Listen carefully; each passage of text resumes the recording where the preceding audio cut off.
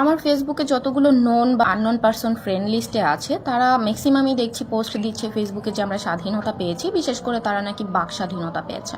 আমি maximum post দেখলাম যে তারা বলেছে যে আমরা এখন থেকে মনের কথাগুলো নির্ভয়ে নির্দ্বিধায় আমরা ফেসবুকে পোস্ট করতে পারবো, কোনো ভয় থাকবে না সেখানে।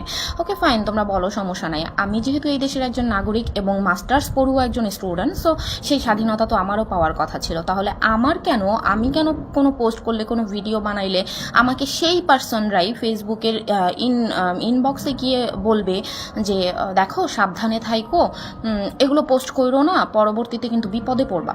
ভাই, যদি আমি বিপদে পড়ি তাহলে বাক স্বাধীনতা কোথায় পাইলাম? তোমরা কেন এই পোস্ট করতেছো? আমি কি দেশের নাগরিক না?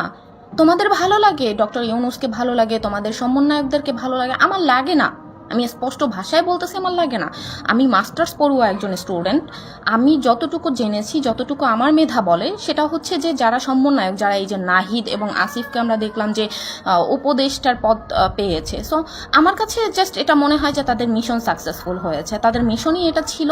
তাদেরকে মোটা অঙ্কের টাকা খাওয়ানো হয়েছে, এই সরকার পতনের জন্য মোটা অঙ্কের টাকা তাদেরকে খাওয়ানো হয়েছে, এবং তাদেরকে এই পদ দেওয়ার জন্য তাদেরকে উৎসাহ দেওয়া হয়েছে, এবং তারা সেই অনুপাতেই আগাইছে, যার কারণে আজকে শেখ হাসিনা সরকারের পদত্যাগ হয়েছে এবং তারা তাদের সেই কাঙ্ক্ষিত ফলাফলটি পেয়ে গেছে।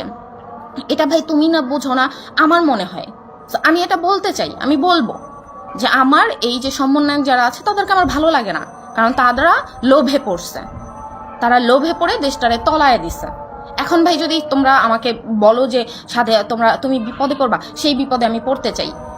এবং যারা আমাকে শুনছেন তারা আমার যদি কিছু হয়ে যায় তাহলে মনে করবেন যে আমি শুধুমাত্র এই কথাগুলো বলে বিপদে পড়েছি। এই দেশ স্বাধীন হয়নি, স্বাধীনতার নাম নিয়ে জাস্ট এইখানে একটা চক্র খেলা চালাচ্ছে, আর কিছু না। আমাদের ভবিষ্যৎ পুরো ছাই হয়ে গেছে।